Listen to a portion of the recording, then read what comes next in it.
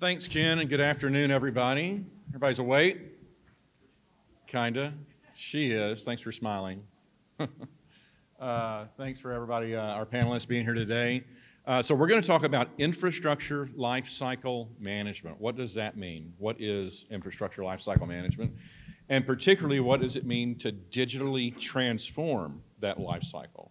So what we mean by the lifecycle is when you talk about an asset or infrastructure, you've got a process that you take that asset through from planning, whether it's capital planning, into design, into procurement, into constructions, and then on to operations and management of that asset.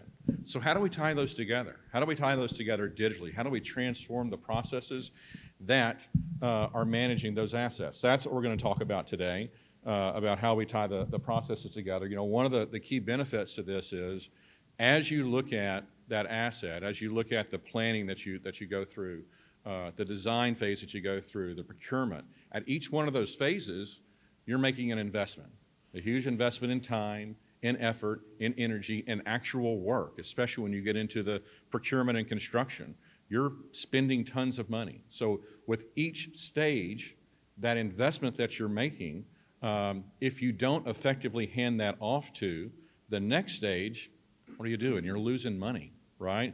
You are losing out on that investment you make. So effectively handing things off from planning to design to procurement, construction, and operations, and then I'm into the operations phase, I'm managing my asset, the asset is in place, it's been there for a while, and it's time to replace it. It's a big asset, it's a road, it's a bridge.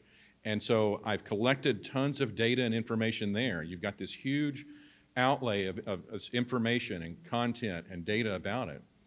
But it's going to be yet another project, and it needs to cycle back. So from that operations and maintenance phase, back into planning and design and procurement and construction again, right?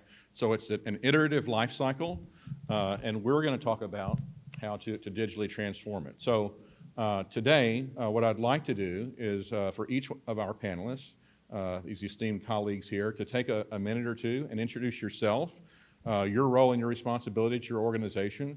And we want to start off maybe with Jeremy. Have you got a live mic, Jeremy? We'll base the introduction order based on who has a live mic. We're going to share. There we go. I'm Jerome Barnes, Alabama DOT. I'm over the GIS LRS data management section there within the Maintenance Bureau. I hail from Mississippi, so I talk slow and walk fast, you know. But my job is really, at the grand scale of it all, I support the linear referencing system. You don't have to know what that is, but that's pretty much the gospel of data management there at the DOT. I also, since being in maintenance, got involved heavily with supporting roadway inventory and what we're trying to make as an asset management program. So I've had to transition a lot from this planning brain to more of a maintenance operations standpoint. So Morgan's been instrumental in getting me there. So a lot of my day now goes to trying to figure out how are we going to get the assets. I call it setting the baseline because we're massive, so we don't always know where everything is, and how we're going to make that work as the enterprise and feed that into these gigantic systems such as maintenance management systems and financial systems. So I'll keep it brief and move to Morgan. My name is Morgan Music. I am with the Alabama Department of Transportation, and I drug Jerome here with me, so he can thank me for that later. I am over the maintenance management system at ALDOT, which is, we house assets in that, so in charge of those assets, but also working closely with Jerome and trying to figure out, you know, data governance policies with assets. And I'm also over our MQA program, our Maintenance Quality Assurance Program, which is, you know, our condition assessment projects going out, trying to figure out what conditions our assets are in, and then coming back, ingesting that data, figuring out what grades we have on our assets, and then how much money did we spend on those assets, how much work did we do on those assets, and then translating that in, okay, what does our budget need to be for next time to increase a grade here or increase a grade there, and translating that into money. So I'm also in charge of the routine maintenance funding at ALDOT. I don't approve that budget, but I do manage that money. And so that's pretty much what I do is maintenance management and money. Thanks, Morgan. Ed. Good afternoon. My name is Ed Singer. I'm a senior consultant at Woolpert. Woolpert's an architecture, engineering, geospatial services firm with a worldwide footprint. Within that organization, we have a group called Strategic Consulting, and we deliver advisory services and technology solutions to federal, state, local, and private utility entities across the globe to help them manage the life cycle of their infrastructure. I've been delivering some level of life cycle services to predominantly the water, wastewater, and stormwater market since before I went to college when I started surveying pipeline alignments. And then it migrated into design and then mapping and geospatial, implementing data and information management solutions, to now where I'm largely doing strategic consulting, pulling subject matter experts from Woolpert, our partners, and our customers into the room to figure out what their asset management framework looks like and the right technologies, right data, right business decisioning tools to introduce to help manage their assets to their greatest benefit to their stakeholders. Additionally, when I'm not doing that for Woolpert, I'm also a U.S. representative to the technical advisory group for the ISO committee, the folks that wrote the international asset management standards, ISO 55000 standards. So I'm a representative on that, and also a co-chair of what they call their finance work group that recently put together a technical standard on how to align the financial and non-financial aspects of asset management. Thanks, Ed. We'll come back to you in just a second with a question, so hang on to the mic. Mic management, I think, is important today, right? So digital transformation. What does digital transformation mean? I Googled that one, and I'll give you a quick definition. Digital transformation is the process by which organizations embed technologies across their businesses to drive fundamental change. The benefits: increased efficiency, greater agility, and ultimately the unlocking of new value for employees, customers, and shareholders. So that's what digital transformation is about. And Ed, to start off our conversation today, I thought maybe we would ask you a question about what you're seeing, with Woolpert. You guys work with dozens of organizations that have large capital construction programs. And what can you tell us about the effect that digital transformation has had on some of your clients and their capital programs? That's a lot to unpack. You're going to have to cut me off. Go. So there's a lot to that. First of all, if we look at digital transformation, to me the key word there is transformation.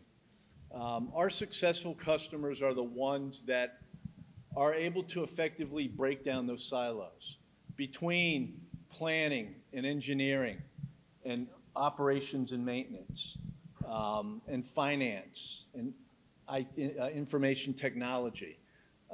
Because every single one of those pieces and parts of an organization is a stakeholder in their asset facility management program, the capital process. And every one of them has information and tacit knowledge and experience to add to the capital planning, development, and construction process. And so the ones that are successful before they start digitizing, they're transforming the organization and putting the framework in place that says, what is our purpose and what really are we trying to derive from our assets? Is it completely eliminate risk? Is it completely minimizing our total life cycle cost of that asset? Or is it extracting the best value out of the asset to meet our stakeholder requirements and level of service that we're expected to deliver.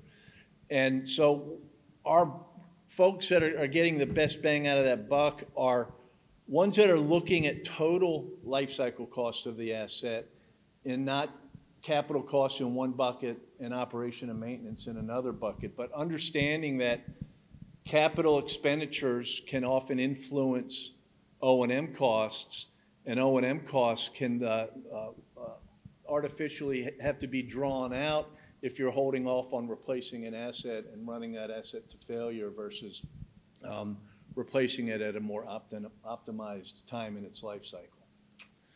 That makes sense. So Jeremy, one of the things that happens with digital transformation is it requires processes and new resources that harness the power of data to improve communication, efficiency, productivity, and safety.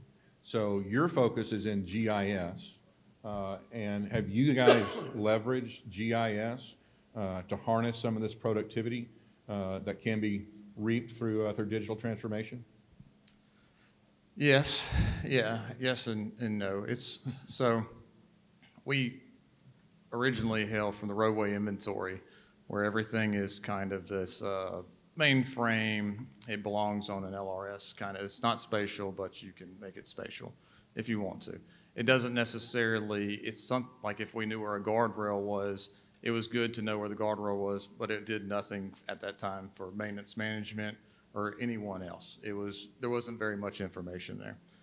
So we moved heavily into trying to extract things from a LiDAR point cloud and conflate those, get those into our enterprise systems so we could leverage them for multiple systems.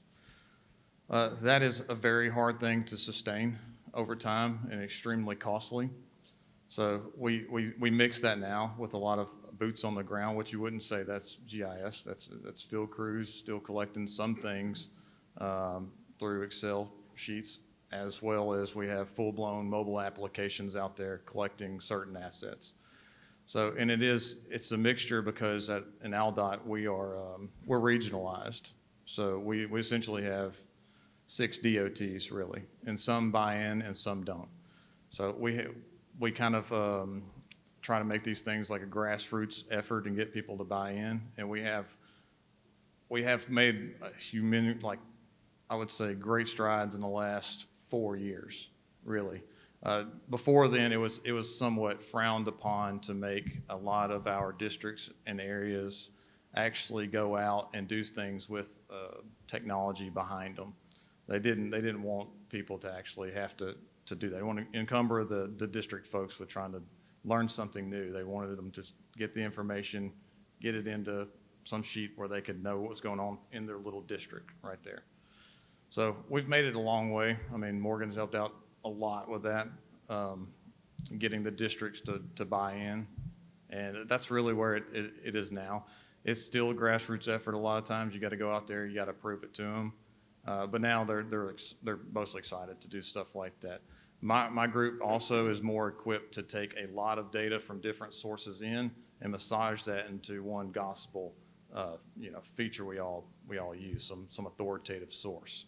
So that's still like we work through each asset almost individually doing that. Okay. So Morgan, it sounds like you guys, Alabama DOT, have a lot going on. You've got a lot, it sounds like, under your responsibilities, but when it comes to construction, I think we talked about this a little bit, there's not just a whole lot of overlap or integration or discussion between the construction teams that you work with and your own asset management team. Is that right?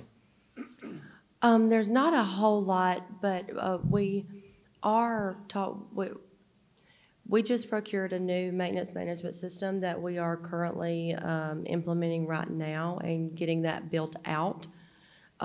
We are in discussions and have had discussions with our construction bureau in their system, because they have a point where whenever they get done with something that we call it turning it back over to maintenance.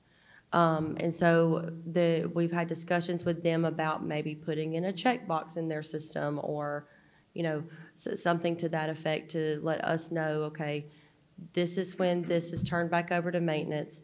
These are the new, any new assets, anything that has been added to that section. And also, this is not happening yet, but we also have had talks with Design Bureau, and they've offered to try to, when stuff is designed, to give us a spreadsheet of these are the new things they're talking about being added. But as I'm sure a lot of you know, that it's a lot different between design and then having as-built, and what actually gets put out on the road. So there's, so to answer your question, yes, it's not technically happening at the moment, but we are working on that to make that happen. Okay. So I think that's something that we've seen. So Trimble, one of the things that we've been doing over the last year or two is really trying to integrate this life cycle as well. So with Trimble, we've got a long history of working in capital programs and projects with a number of tools and solutions that are either design management or BIM, program and project management systems as well. And one of the things that we've seen as Trimble acquired a couple of years ago, a couple of different solutions, CityWorks, which is asset management for cities and counties, and another tool called Agile Assets, which is more for roadways and pavements and signs and that sort of thing, and getting into that asset management space. So now we've got solutions that sit in both of these places, right? And we have hundreds of customers out there that are using these tools for project management, construction management, for asset and facilities management. What's interesting about that is what Morgan talked about with Alabama DOT is not dissimilar from what we've seen with many organizations around the world, owners especially of major assets, where there's silos, right? Construction guys, operations and maintenance guys, and they don't talk. And not only do they not talk, on occasion when they do talk, they find they don't like each other. Not necessarily saying that about Alabama DOT, everybody's nice, right? But that's the idea. You've got these silos and there's conflict between them, as opposed to we are all in the same business. We are all managing assets, whether we are putting them in place or maintaining and operating them and handing them back for replacement, right? So coordinating these, bringing these together, bringing this life cycle together, digitally transforming it is really important. So Ed, back to you.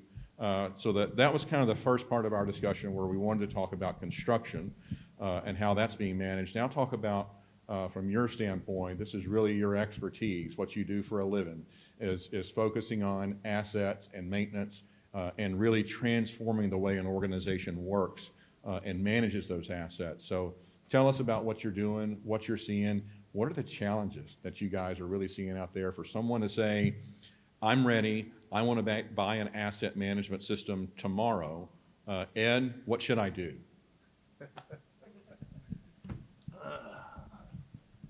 That's a loaded question. What should I do? Yeah.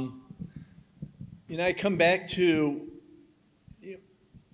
creating some sense of alignment through the organization. The maintenance management system is going to help digitize your collection of life cycle data about that asset as it relates to performance. Its failures, mean time between failure, and you can collect a lot of information about that. But as you said, oftentimes it's done in a silo, and it never leaves the maintenance management system. But that's really valuable data, right? And there's a lot of things we can do with technology today to automate some of the collection of that data, whether it's putting sensors on vehicles, whether it's putting transmitters on the assets themselves and collecting performance information. But we can really take that, what I like to call lagging indicator data, and model it forward to develop some of the leading indicator on how those assets are supposed to perform in the future. And now you can engage your capital projects team to understand the life cycle. Do we run that asset to failure? Do we come in and do some interventions and buy some asset health back and extend the useful life of that asset while we allocate capital money somewhere else in our organization? So if I have a customer that just wants to implement a work management system or a work order system, the first question we ask is why? What are you trying to do? Are you replacing an old system? Why are you looking to replace that system? What questions are you looking for this system to answer for you? And oh, by the way, have you talked to your finance department? Because they're a huge ally for you here. They're not the enemy. They are a stakeholder in this, the same as you are, the same as your engineering department. Let's bring them all together, because there's going to be requirements to interface at the technology level, interface at CMMS or WMS or AMS, whatever you want to call it, to different asset registers and other digital systems in the organization. So you really have to start with a framework and understand what questions you're trying to answer about the life cycle of that asset and how all of those play with one another. Because every step of the life cycle, whether it's planning, design, construction, procurement, commissioning, through the next 40 years, 30 years, in some cases, even longer, the O&M side of it, and then the renewal and/or disposal of that asset. There's just a ton of data and information that we can gather that helps inform the next turn of the wheel when you're designing capital expansion or capital renewal projects to keep your infrastructure at a high level of service. So Ed, that's interesting. You know, I think that what Alabama DOT is going through now, or getting ready to go through right now, Morgan, you guys are getting ready to go through this deployment of a system like this. So tell us, does some of what Ed talked about there resonate with you about what you needed to do to be ready, and about what you're about to undertake, and does it worry you? Does what worry me? Does what you are about to go through? Okay. Because this is a big project, right? Setting up a new massive system. project. Yeah, it's going to be a lot of work for you guys. The major thing that resonated from what he said is meeting with everyone and getting everyone on board that you are going to have them play nice with your system beforehand. Because if any of those groups, especially the people in computer services or finance, they don't like to be caught off guard. And so having them on board beforehand, because we had meetings on meetings on meetings on meetings with all of those guys way before we even put the RFP on the street.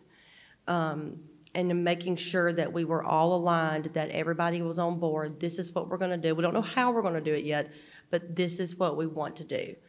And that was so important.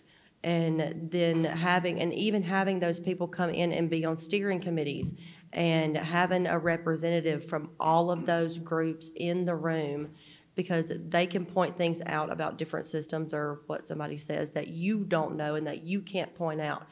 And that's been a major thing for me, is being able to recognize where I need somebody else in the room, that I can't, evaluate everything from just my perspective on where I'm at. I need a finance guy in here. I need a computer services guy in here, and bringing all those people in.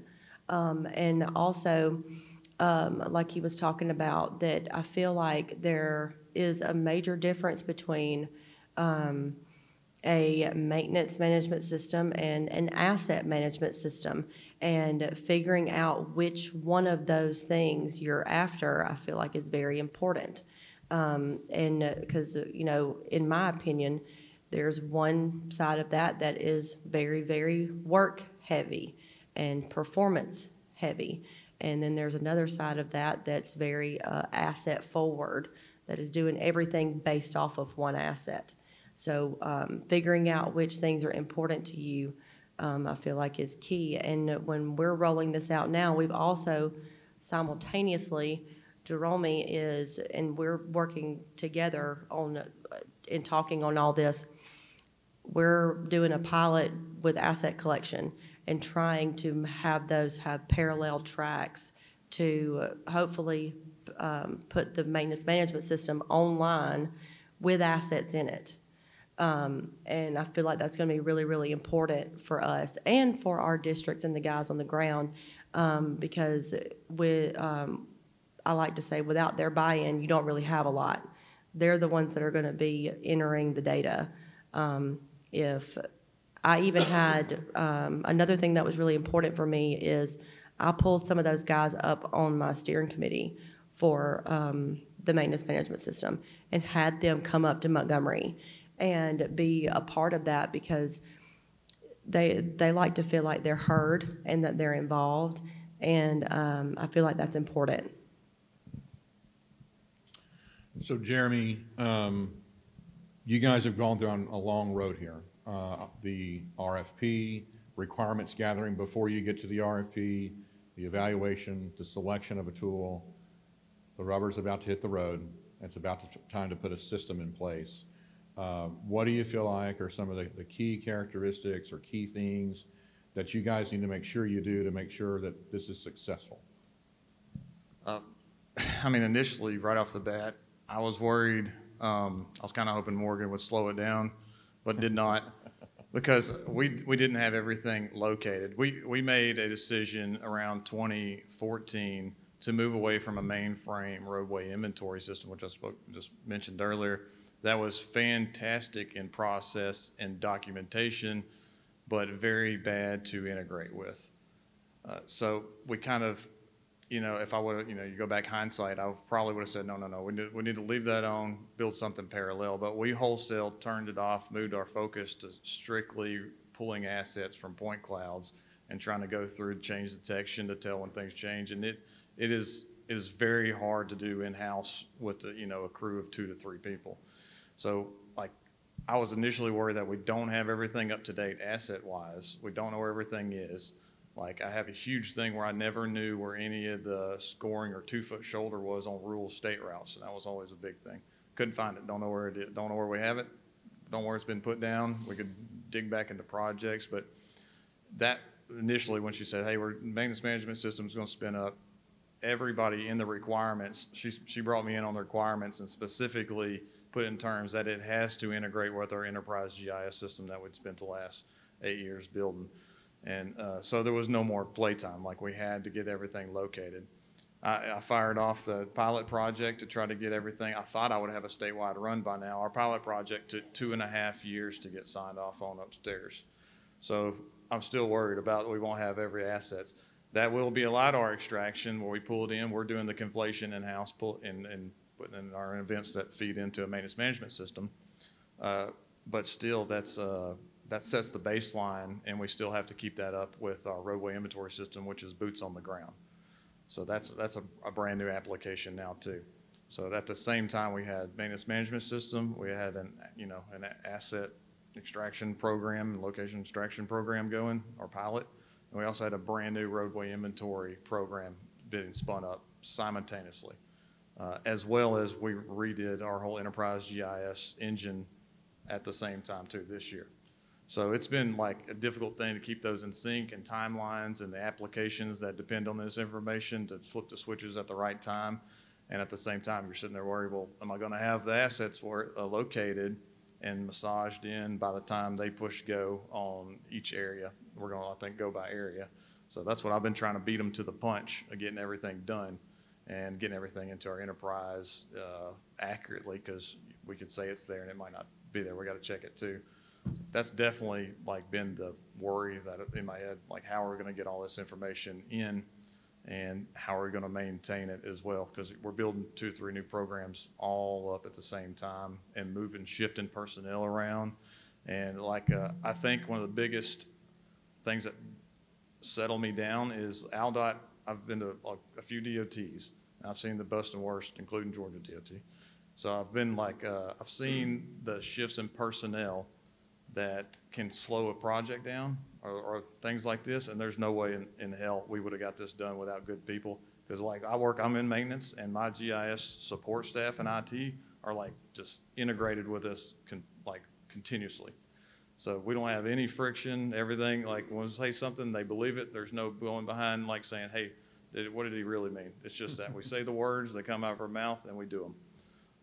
It's kind of how we roll at Alabama. I think it's how we've been successful in our enterprise GIS stuff and maintenance management. And Morgan looks nice, but she'll bust some heads. So I think that's why we're successful at doing these integration and these rollouts. Yeah. So that's great. Morgan busting heads is great.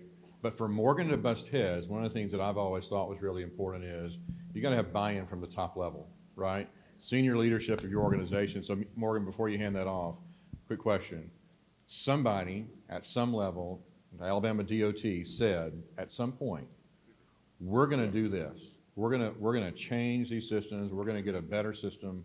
How long ago was that? What kind of time frame has it been from the time that somebody said, okay, go, to now you've made the selection, you're about to do the implementation? Well, I want to preface this with that we have been very fortunate at ALDOT to have support from the top, and I've never felt like that I didn't have support from the top. But in terms of the maintenance management system, we decided that we were going to replace our current maintenance management system in 2020.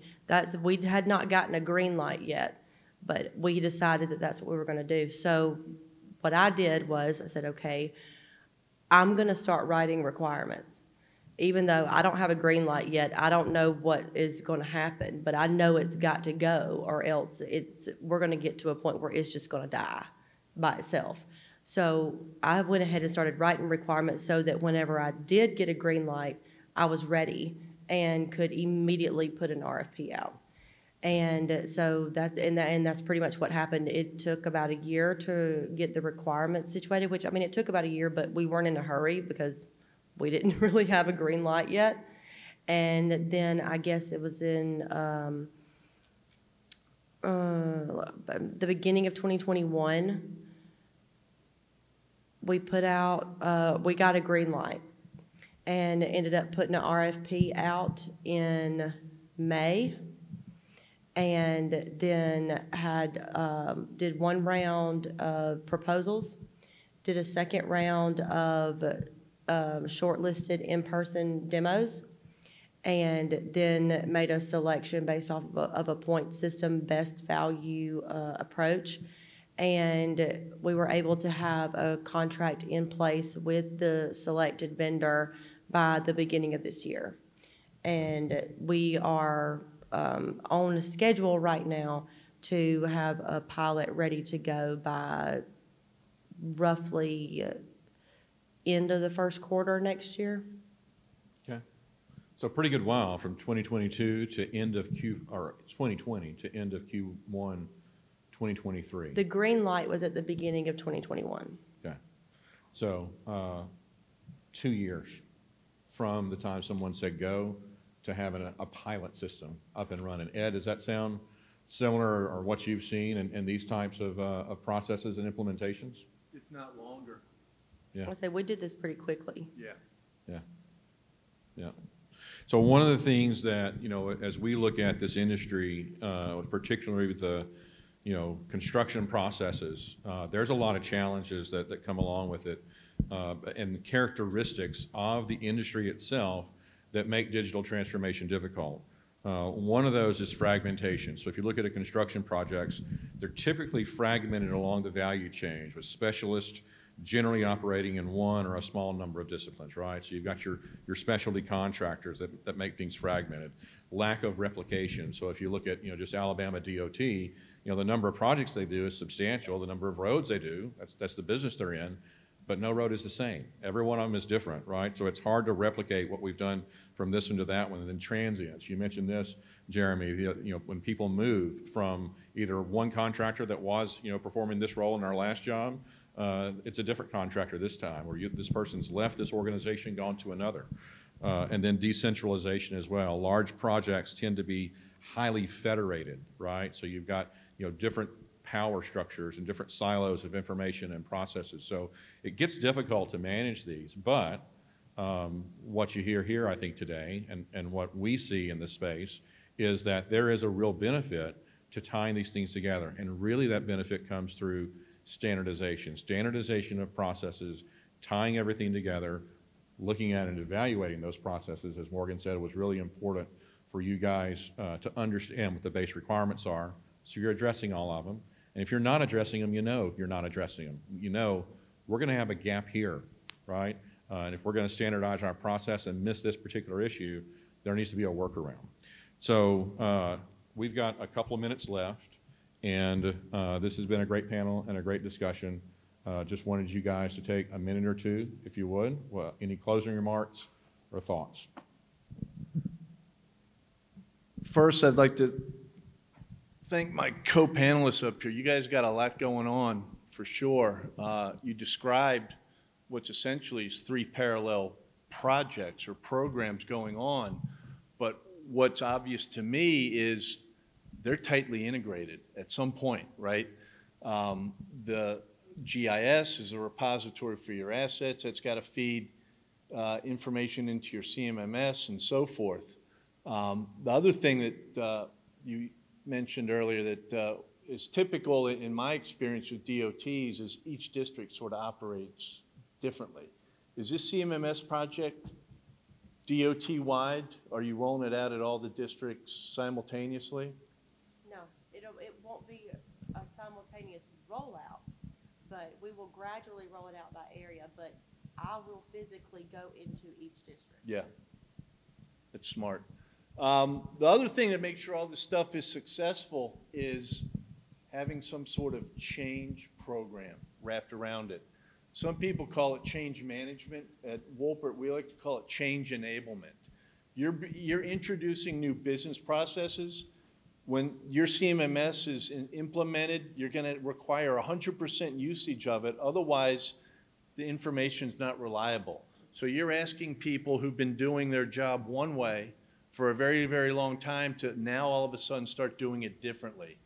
Get them involved in the design and the rollout. They'll support what they've helped design, do a lot of training, a lot of stakeholder groups, and it'll be super successful versus doing something in a black box and dropping it on somebody's desk and expecting them to use it. They're very excited.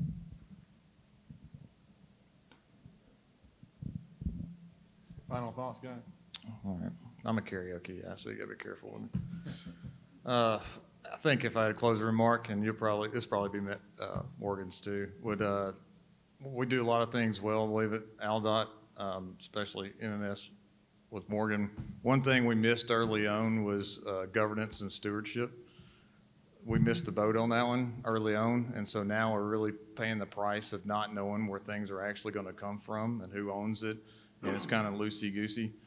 So we're still really at the beginning of trying to figure out how we're going to handle that as well. A lot of people want to avoid that responsibility, don't they? That's what we see a lot of times as we go into these projects. Who's going to do this? And nobody raises their hand. Right. Yeah. Definitely. So we missed the boat. We're trying to make up for it now. As soon as we all catch our breath, I think next year, that's one of those buy-ins you want from the front office that we probably never would have got easily before. It would have been really hard sell to spend money on something that, you can't it's not a bridge, it's not an asset. You can't throw it in the back of your truck. So, yeah. But that's definitely where our focus is probably going to be. I'll say really quickly that 2 things stick out that are very important. Like Jerome said, data governance of your assets and communication with your other parties that are involved to make it successful. Agreed. It's kind of like, we in the technology industry, particularly in the construction technology industry, believe in BIM, right? The building information model. If you do if you build that BIM, then you're going to have a better project. It's going to save you money. You're going to spend a lot more money up front and spend a lot of effort doing that design and getting it down to the gnat's eyelash detail. But the end result of that is going to be a better project that's better run, that's more efficient, where there's no changes, and you hit the mark from a scope and schedule and quality and cost, right? Everything hits the mark. So I think that's the key, is building a really good plan up front. It sounds like you guys did that. I'll say this, I've hosted a number of panels at InfraDay. Don't tell the former panelists that I've been on this with, but this is the best panel I've been with. So thanks to you guys. Was this the best panel today? Give them a hand. All right.